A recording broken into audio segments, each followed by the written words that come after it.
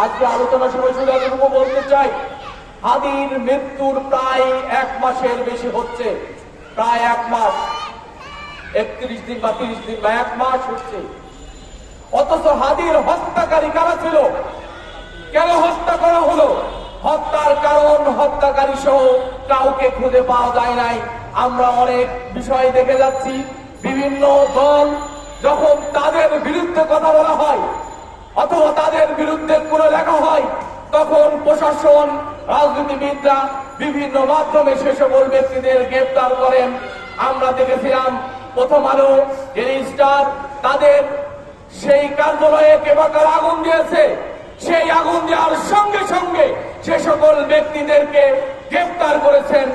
আর হাদি মতো একজন ব্যক্তি এদেশের ইতিহাসের একটি পাঠ, সেই ব্যক্তি হত্যার 1 মাস পেরিয়ে গেলেও এখন পর্যন্ত কাউকে গ্রেফতার করা হয় নাই, এবং হাদি নিয়ে প্রশাসন কোন সুখবর পর্যন্ত দিতে পারে না। এই হলো বাংলাদেশ।